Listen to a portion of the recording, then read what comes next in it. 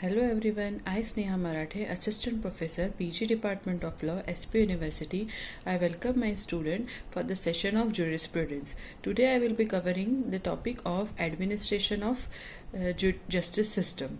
What is the administration of justice system? How the judiciary works and how it decides the case and how it gives punishment or use the reformative theory for the offender. So this is how the justice is given in particular society. It is considered as a administration of justice system. Lord Bryce said there is no better test of any government other than the efficiency of judicial system. It means that if we want to measure an efficiency of the government, then we can use this test of how effective judicial system is. Then even Salman said in defining the law, he has said that the principle recognized applied by the state in the administration of justice. So, law is defined as a body of principles recognized and applied in any state for the administration of justice. If this properly set defined laws are there, then only administration of justice is worked well. So most essential function of any state, so Salman has said that most essential function of any state is basic two functions are there of any state. First is in case of war, if the war is there, then to save the lives of their citizen, that is the first duty of any state. And the second function is proper administration of justice. If any of the function is failed, then we can say that the state is failed in the their function. Now, what is the need of administration of justice system? Salman says that when men behaves, every person, every human being behave as per their interests and their passion. So how to control, because every different person will have different interests, different perspective, different passion. So how to manage all this different kind of perspective? In that case, only one alternative is that there shall be some one power or one law, then only we can attain a good civilized society. So force of public opinion, in maintaining public society, the force of public opinion is also valuable, because when laws were not there in earlier times, in history times, when codified laws were not there, in those time we know that the society was run under the custom, under the morals of the society. It was run under the opinion of the society or the people of the society. Now we look into the origin and the growth of the administration of the justice system. In primitive days, every man used to carry his life on their in their own hands.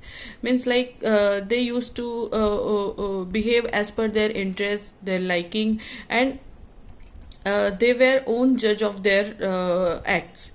So they only measure their act and they only treat it accordingly. There was not any defined system of justice or laws in primitive days. So at that time, the punishment was given to the offender or wrongdoer. It was in form of revenge. So it may be not as per the proportion of the crime the person has committed. In second stage of the history of the administration of justice system, it has been rise with the political state. Though state were not enough to regulate the crime and inflict punishment, the stage has given concept of punishment in the form of eye for an eye or life for a life. Likewise situation were there. એટલે આપણે આમાં એવું કહેવાનું છે કે જે administration of justice system છે એની શરૂઆત કેવી રીતે થઈ. સૌથી સ્ટાર્ટિંગમાં પ્રિમિટિવ ડેઝમાં એવું કોઈ લો નહોતા કે કોઈ પણ એક જસ્ટિસ સિસ્ટમ નહોતી. તો એ વખતે દરેક વ્યક્તિ પોતાને જેમ મન ફાવે એમ પોતાની રીતે કોઈ પણ એક્ટ કરતો. જો એને એવું લાગે કે એની પર કોઈ એના હકોનું હનન કર્યું છે કે right, if the person is aggrieved, એને જેવું લાગે કે દુખાયો છે તો એનો રિવેન્જ ફોર્મમાં એનો બદલો લેતો હતો. એટલે એની જે પનિશમેન્ટ જે રોંગ ડુઅરને મળતી હતી એ કહી શકાય કે એની જે ગ્રેવિટી, એટલે જેટલો ક્રાઇમ હતો એટલી જ એને પનિશમેન્ટ મળતી હતી એવું ન હતું. ઘણીવાર એના કરતાં વધારે કે એના કરતાં ઓછી પણ મળતી હતી. એટલે એ ટાઈમે પ્રોપર જસ્ટિસ સિસ્ટમ નહોતું. પછી સેકન્ડરી સ્ટેજમાં જ્યારે આપણે કહી શકાય કે થોડી સિવિલાઇઝ સોસાયટી ડેવલપ થઈ, રાજા મહારાજાઓનો સમય આવ્યો, એના પહેલાંના સમયમાં એવું કહી શકાય કે એવી સિસ્ટમ બની હતી કે કાઇન્ડ ઓફ રિટ્રીબ્યુટિવ સિસ્ટમ, કે આઈ ફોર એન આઈ, એટલે તમે આટલી કર્યું છે તો એના બદલામાં જો તમે કોઈનો જીવ લીધો છે તો લાઈફ ફોર લાઈફ, એવી ટાઈપની પનિશમેન્ટ આપતા હતા. But it is not considered to be the right kind of punishment, કેમ કે પનિશમેન્ટ આપવાથી આપણે સોસાયટીને જો ફાયદો થાય એવા ટાઈપની પનિશમેન્ટ આપવાની જરૂર હોય છે કે જે આ પનિશમેન્ટ સોલ્વ નહોતું કરતું. તો આ થયું vote is the origin of the administration of justice system. Now we will look in to the part of advantages and disadvantages of legal system. હવે આપણે જોઈએ કે પહેલાં જે લીગલ સિસ્ટમ કે જસ્ટિસ સિસ્ટમ અસ્તિત્વમાં નહોતી અને હવે જે છે તો એની વચ્ચે શું શું ફાયદાઓ છે, vote are the advantages and disadvantages related to the legal system. So first is legal system ensures uniformity and certainty. એટલે લીગલ સિસ્ટમ જે છે એ યુનિફોર્મિટી અને સર્ટનિટી એન્શ્યોર કરે છે, કેમ કે લોઝ બધા માટે સરખા છે. એટલે એક વ્યક્તિને જો કોઈ એક પ્રકારનો ગુનો કરે તો એક પ્રકારની સજા એને ફરવામાં આવે છે. એ કોઈ એક્સ પર્સન હોય કે વાય પર્સનને પણ સેમ જ સજા મળે છે. એટલે એ યુનિફોર્મિટી છે, સર્ટન વસ્તુ ફિક્સ કરે છે. એવું નથી કે જેને આજે ઈચ્છા થઈ તો આજે એક પ્રકારની સજા આપે ને બીજાને બીજી. So legal system it ensures that if there is a codified law, if the law gives particular type of punishment, it will be remain same for any individual. It will not vary from person to person. Secondly, in presence of law, there is no scope of the arbitrary action. If there is a justified and codified laws is there, there is no other person like in earlier times, if in the time of kingdom, જે આપણે કહી શકાય કે જે બહુ તાનાશાહી જેવા રાજા હતા એમના ટાઈમમાં આર્બિટરી એક્શન એટલે કોઈ પણ એમને મન ફાવે એવી સજા સુનાવવામાં આવતી. પણ જ્યારે લો એક્ઝિસ્ટન્સમાં હોય ત્યારે આર્બિટરી એક્શન્સ માટે કોઈ પણ સ્કોપ રહેતો નથી. જજીસ have to decide accordingly declare laws of the country. હવે આપણે કહી શકાય કે જે પનિશમેન્ટ આપે છે કે જે એડમિનિસ્ટ્રેશનને ચલાવે છે કોણ કરે છે? જજીસ કરે છે. પણ એ જજીસ પોતાની મરજીના હિસાબે નથી કરતા, બટ જજીસ even have to abide by law and they have to follow the laws. As law in certain citizens can shape their actions accordingly. જ્યારે આપણને ખબર છે કે સ્પેસિફિક લો છે, જો કોઈ પણ આવું આપણે એક્શન કરીશું તો એનો રિપરકેશન, જો કોઈ પણ લો બ્રેક થશે તો એના માટે આપણને સજા મળી શકે છે. તો એ રીતે દરેક વ્યક્તિ પોતાના જે એક્શન્સ છે એને કંટ્રોલ કરી શકે છે. બરાબર, જો આપણને ખબર જ ના હોય કે લો શું છે તો આપણે એને ફોલો ન કરી શકીએ. પણ આપણને જો ખબર હોય કે આવું કરવાથી આ ખોટી રીત છે કે આને આ કરવાથી લો બ્રેક થાય છે તો આપણે એના માટે સચેત થઈને કોઈ પણ પ્રિકોશન્સ લઈ શકીએ છીએ. Legal system can give impartiality in the administration system. જ્યારે લીગલ સિસ્ટમ હોય છે ત્યારે એવું કહી શકાય કે જે જ્યુડિશરી સિસ્ટમ છે અનબાયસ્ડ એન્ડ ઇમ્પાર્શિયલી ચાલે છે. એમાં કોઈ પણ પાર્શિયાલિટી કે બાયસની સ્કોપ રહેતો નથી. According to Koch, wisdom of the law is wiser than the wisdom of the man. એટલે જે જ્યુરિસ્ટ છે એમને એવું કહ્યું છે કે વિઝડમ ઓફ લો એટલે લો જે આપણને કહે છે, લો એ વધારે એક્સપિરિયન્સ છે અને વધારે લોકોના એક્સપિરિયન્સથી ઘડાયેલો છે. એટલે લો એ કોઈ પણ ઇન્ડિવિજ્યુઅલ વ્યક્તિના સમજણ કરતાં એની લોની સમજણ વધારે છે અને જેનો ફાયદો જજીસ લઈને સોસાયટીને સારું એવું એડમિનિસ્ટ્રેશન ઓફ જ્યુડિશિયલ સિસ્ટમ આપી શકે છે. તો આ બધા થયા advantages. Now we will look in two the disadvantages. Law is laid down in a form of precedent, so many times it become difficult to adjust to the need of the society. આપણે જાણીએ છીએ કે અત્યાર સુધી આપણે જે પણ જજીસ cases solve કરે છે એ પહેલાં જે ડિસાઇડ થયેલા કેસીસ છે, જે પ્રેસિડેન્ટ છે, જે સ્ટે ડિસિઝન છે, એને ફોલો કરવામાં આવે છે. ઘણીવાર એવું બની શકે કે જૂના સમયમાં જે લિમિટેડ સ્કોપમાં એ કેસીસ ડિસાઇડ થયા હતા, તો આજના સિચ્યુએશનમાં, આજના સોસાયટીના નીડ પ્રમાણે એ થોડા પાછળ પડતા હોઈ શકે, તો એ એક એનો ડિસએડવાન્ટેજ હોઈ શકે. Secondly, society changes more rapidly than the legal system. That we know very well.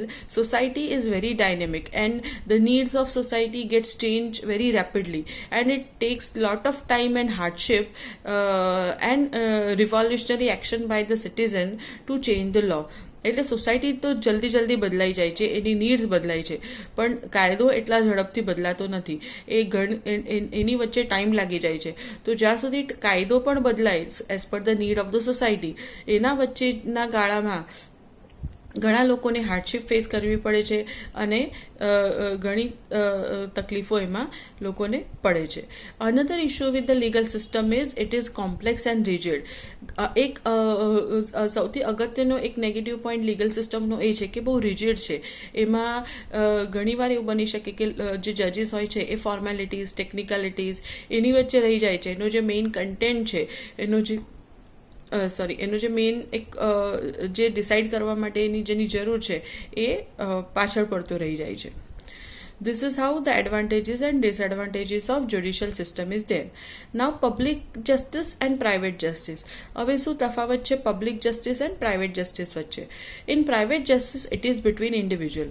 Private justice એટલે જ્યારે કોઈ પણ બે વ્યક્તિ વચ્ચે કોઈ તકરાર થઈ હોય, કોઈ કોન્ટ્રાક્ટ થયો હોય અને એક વ્યક્તિ બીજો એ વ્યક્તિને ફોલો ન કરે, તો એ વ્યક્તિનું જે જસ્ટિસ છે એને ન મળ્યું કહી શકાય અને એને પ્રાઇવેટ જસ્ટિસ કહેવાય છે. જ્યાં સુધી એ મુદ્દો, એ તકરાર એ બંને વચ્ચે છે ત્યાં સુધી એને પ્રાઇવેટ જસ્ટિસ કહેવાય છે. પણ જ્યારે because of contract, if A is not paying back the money to the B, in that case, if B go to the court, it becomes it goes in the hands of the court. કેમ કે એ પાસે ફક્ત ફરિયાદ કરવા જેટલી જ authority છે. એવું નથી કે બી જો એના પૈસા આપતો નથી તો એને એ cannot punish be, because that is not there in as hand. In private justice એ ખાલી રજૂઆત કરી શકે છે, એના પૈસા પાછા માગી શકે છે કોન્ટ્રાક્ટ બતાવીને. એના આગળ એના પર કોઈ પણ ફોર્સ કે ફિઝિકલ વાયલન્સ એ બધું કરવાનો અધિકાર પ્રાઇવેટ જસ્ટિસમાં નથી. Public justice by the enforceability of the law, by the enforceability of the justice system in the form of punishment, એ કોઈ પણ ફોર્સ અને ફિઝિકલ ફોર્સ લાદી શકે છે. આ મેજર તફાવત છે પ્રાઇવેટ જસ્ટિસ અને પબ્લિક જસ્ટિસ વચ્ચે. Now what is the criminal and civil justice? Generally civil wrongs are private wrongs and criminal wrongs are public wrong. Generally આપણે એવું જાણીએ છીએ કે જે સિવિલ રોંગ છે એ પ્રાઇવેટ રોંગ હોય છે, વ્યક્તિઓ વચ્ચેના, બે વ્યક્તિ વચ્ચે કે એક ગ્રુપ ઓફ પીપલ વચ્ચે હોય છે, જ્યારે public wrongs are more criminal wrongs. Civil wrongs are violation of the private rights and private individual, and criminal wrongs are violation of public rights and breach of public duty. Criminal wrong ક્યારે કહેવાય છે? કે જ્યારે ખાલી એક વ્યક્તિને તકલીફ નથી થતી, પણ બિકોઝ ઓફ દેટ આખી સોસાયટીને તકલીફ થાય છે, એનો મોરલ ટર્પ્યુટ્યુડ બગડે છે અને પબ્લિક રાઇટ્સને પણ નુકસાન પહોંચાડે છે, એને કહેવાય છે ક્રિમિનલ રોંગ. જનરલી જે ક્રિમિનલ પ્રોસિડિંગ્સ છે, ક્રિમિનલ જસ્ટિસ સિસ્ટમ, એનું જે ઓબ્જેક્ટિવ હોય છે એ મેજર ઓબ્જેક્ટિવ એનું પનિશમેન્ટનું હોય છે. જ્યારે સિવિલ જસ્ટિસ સિસ્ટમનું ઓબ્જેક્ટિવ છે એ રેમેડી આપવાનું હોય છે. It is in form of ramifying the other person, કે જે એગ્રીવ પર્સન છે એને રેમેડી મળવી જોઈએ, એને કમ્પન્સેશન, એને ડેમેજીસ મળવો જોઈએ, એવા ફોર્મની સિસ્ટમ સિવિલ જ્યુડિશિયલ સિસ્ટમમાં છે. જ્યારે ક્રિમિનલ જ્યુડિશિયલ સિસ્ટમમાં એ વ્યક્તિને જે રોંગ ડુઅર છે એને પનિશમેન્ટ આપવી જોઈએ, એવા ટાઈપની સિસ્ટમ ફોલો કરે છે. હવે આપણે બ્રીફમાં જોઈ લઈશું what are the theories of justice. Starting with first deterrent theory.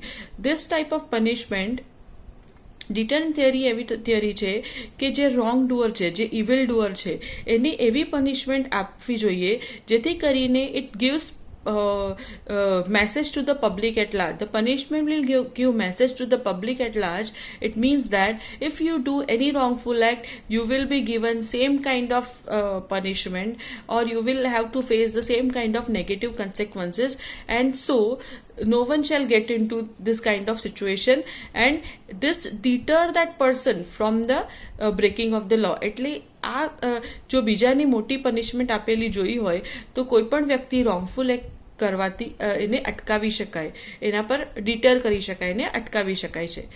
એવા ટાઈપની જે થિયરી છે એને ડિટરન્ટ થિયરી કહેવાય છે. એનું મેઇન સૌથી મહત્વનું ઓબ્જેક્ટિવ એ છે, it prevent wrong doer from doing the act again. એટલે જ્યારે એક વ્યક્તિને જે એક કોઈ જેને ઓફેન્ડર છે, એને ઓફેન્સ કર્યો છે, એને ક્રાઇમ કર્યો છે, એને જો પનિશમેન્ટ આપે તો એ પણ બીજી વાર એક ક્રાઇમ કરવાથી એને અટકાવી શકાય છે. તે સાથે જ એને જે પનિશમેન્ટ મળી છે એ જોઈને સોસાયટી એટ લાર્જને પણ એનો મેસેજ પહોંચે છે. એટલે જે ડિટરન્ટ થિયરી છે, it is not in form of revenge, એટલે રિવેન્જ લેવા માટે નથી, પણ to give the message to the society. It is in form of message to the society.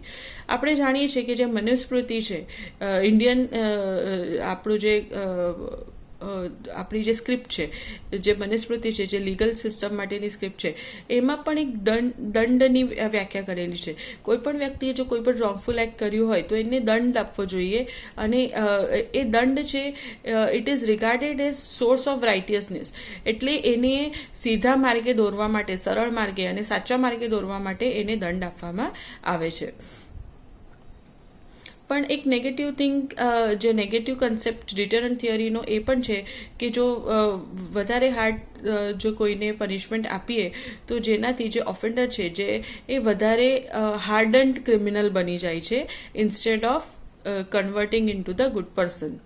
So important lesson of the deterrent theory is, deterrent theory એવું lesson આપે છે કે જો તમે ક્રાઇમ કરો તો તમને એની સજા મળવાની જ છે કોઈ પણ ફોર્મમાં. So crime follows punishment. This is the major message of the deterrent theory. Second is preventive theory. This is type of theory, and objective of this theory is to in form of preventive measures. એટલે આ જે theory છે એ વ્યક્તિને prevent કરે છે, એને disable કરે છે, જેથી કરીને વ્યક્તિ ફરીથી એ જે રોંગફુલ એક્ટ છે એ રિપીટ ન કરી શકે. એ કેવી રીતે કરી શકાય?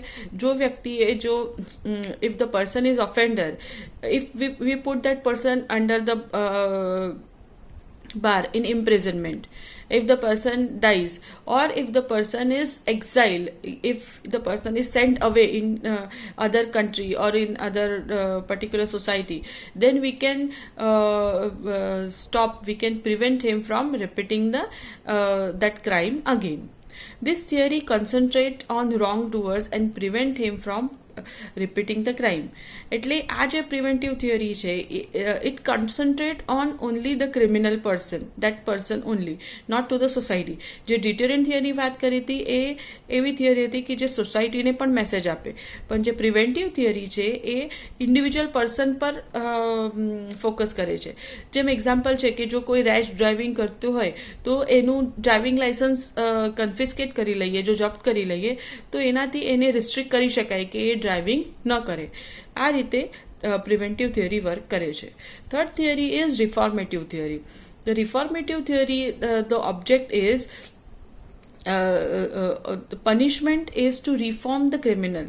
આમાં રિફોર્મેટિવ થિયરી છે એ પનિશમેન્ટ કરતાં, પનિશમેન્ટનો મુદ્દો શું હોય છે? કોઈ પણ વ્યક્તિને જો દંડ આપીએ તો એને સાચા માર્ગે દોરવાનો એનો ઓબ્જેક્ટિવ હોય છે. પણ જે ડિટરન્ટ થિયરી છે કે ડિસ્ટ્રીબ્યુટિવ થિયરી જે છે કે જેના પર કોઈ પણ હાર્ડ પનિશમેન્ટ આપી દઈએ તો એ વ્યક્તિ વધારે નેગેટિવ બની જાય છે, વધારે હાર્ડન બની જાય છે. જો આપણે એવું ચાહતા હોય કે we want to set that person back in two the society, if we want to reform that criminal, in that case we have to give him punishment in the form that so that we can educate him, we can train him, and that is why as per the suggestion of many jurist હવે જે prisoners છે જે પ્રિઝન્સ છે એને પણ બહુ સારી બનાવવામાં આવી છે. એવું નથી કે આપણે ખાલી વ્યક્તિને જેલમાં મૂકી દઈએ તો એ 4 દરવાજા વચ્ચે ને બહારની પાછળ રહી જાય છે, પણ એમને જેલમાં પણ બહુ સારું એન્વાયરમેન્ટ આપવામાં આવે છે, એમને ટ્રેનિંગ આપવામાં આવે છે, એમને એજ્યુકેશન આપવામાં આવે છે અને એમને સ્કિલફુલ બનાવવામાં આવે છે કે જેથી કરીને when they come back into the society they can use their mind in the better ways. એ જે ટ્રેન કરેલા છે એ ઇન્ડસ્ટ્રીમાં જઈ શકે, એ પોતાની સ્કિલનો સારો ઉપયોગ કરી શકે અને એ ગેરમાર્ગે ન દોરાય. So this kind of theory gives punishment. જ્યારે આ જે ટાઈપની પનિશમેન્ટ આપવાની હોય, રિફોર્મેટિવ થિયરી એ વધારે પડતી ચિલ્ડ્રનમાં કે જે જુએનાઇલ જે વ્યક્તિ છે કે જે ઓછી ઉંમરના વ્યક્તિઓ છે એના માટે વધારે કાર્ય કરે છે, કેમ કે એમના પાસે લાઈફ વધારે છે, તો they can get more life in the better way. Further જજીસને એવું પણ કહેવામાં આવે છે કે જ્યારે રિફોર્મેટિવ થિયરીનું જે પનિશમેન્ટ આપે ત્યારે એ ઓફેન્ડરની એજ, એનો જે બ્રિંગિંગ અપ છે, એનો જે સરાઉન્ડિંગ છે અને એને કયા સિચ્યુએશનમાં એ ઓફેન્સ કર્યો છે એ બધું ધ્યાનમાં લઈને જ એની જે પનિશમેન્ટ છે એ ડિસાઇડ કરવામાં આવે છે. આના બેઝ પર there are one or two cases in which Supreme Court has observed in Ratanlal versus State of Punjab case in 1965 that if offender is below age of 21 years then court shall not give him hard sentence. એને કોઈ પણ difficult કે hard sentence ન આપવો જોઈએ, rather without ensuring એની surrounding situation જોઈને અને એનો જે ક્રાઇમ છે એ જોઈને એને સજા આપવી જોઈએ, જેથી કરીને એ ફરીથી સોસાયટીમાં રિફોર્મ થઈ શકે. Another case was Musa Khan versus State of Maharashtra in 1976. In that also, in case of juvenile case, the punishment shall be given in the form that the juvenile can get set into the society in better ways.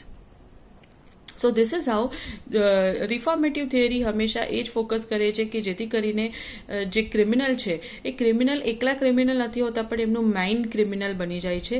તો એમના માઇન્ડને reform કરીએ, એને train કરીએ, એને educate કરીએ, જેથી કરીને criminal activity એટલે એમને કહી શકાય કે એક સિકનેસ થયેલી હોય છે, એ બીમારીથી જે ક્રિમિનલ બીમારીથી એમને બચાવવા માટે એમને રિફોર્મ કરી શકાય છે અને એમને ગુડ એન્વાયરમેન્ટ આપીને એમને ગુડ પર્સન બનાવી શકાય છે.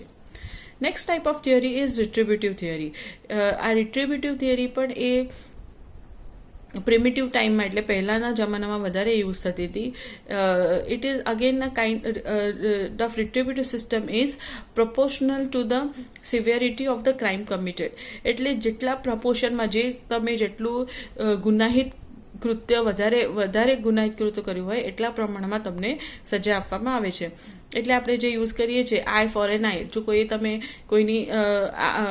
કોઈનો જીવ લીધો હોય તો તમારો એ વ્યક્તિને ફાંસીની સજા આપવામાં આવે છે. કાઇન્ડ ઓફ રિટ્રીબ્યુટિવ એટલે ધ પર્સન્ટેજ ઓફ જેટલી હાર્ડ તમે ક્રાઇમ કર્યો હોય એટલી હાર્ડ તમને સજા આપવામાં આવે છે. Punishment is evil in justified only on the ground of going to yield the better result. Now next theory is compensation theory, જે જનરલી આપણે સિવિલ કેસીસમાં યુઝ કરીએ છીએ. It is punishment is not to prevent the crime but compensate the deprived person. જે કમ્પન્સેશનની theory છે એ કોઈ પણ વ્યક્તિને પનિશમેન્ટ આપવા માટે નહીં, પણ જે લોકોને નુકસાન ભરપાઈના સ્વરૂપમાં વધારે લેવામાં આવે છે. તો આ બધી જે આપણે થિયરી જોઈ એ પનિશમેન્ટની થિયરી હતી. હવે આપણે જોઈશું કાઇન્ડ ઓફ પનિશમેન્ટ. કઈ કાઇન્ડ ઓફ પનિશમેન્ટ છે? કોર્પોરિયલ punishment, sentencing offender to the death. This penalty is given in a very limited circumstances, only in case of murder.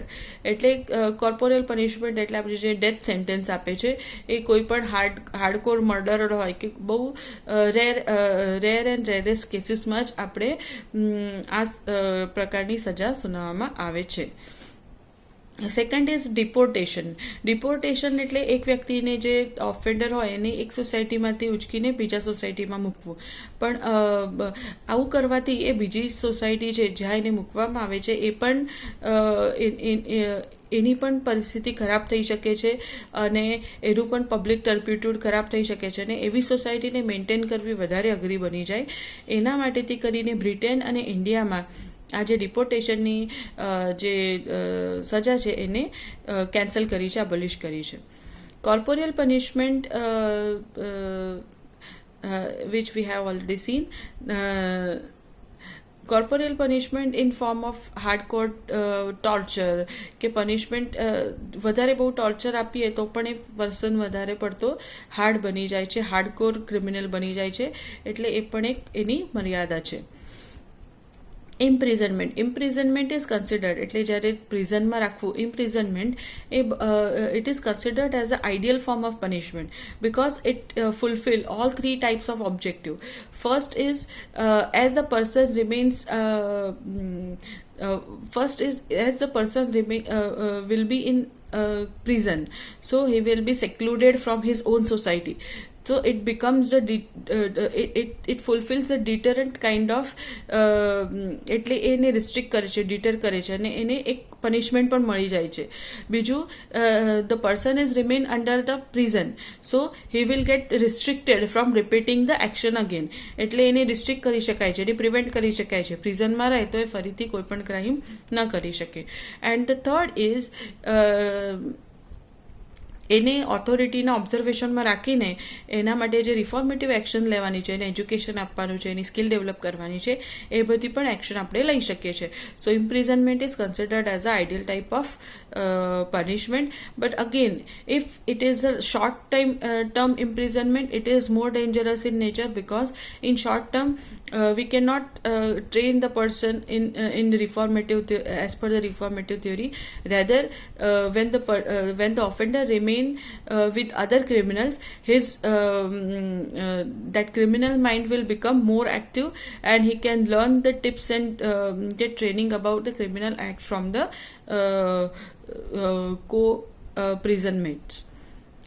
Next is solitary confinement. So solitary confinement is also a very difficult and dangerous type of punishment in which it exploits fully the sociable nature of the person and it becomes so painful for the person, and that is why under IPC 73-74 also the solitary confinement is only allowed up to 3 months, and that is also at a stretch only 14 days can be done.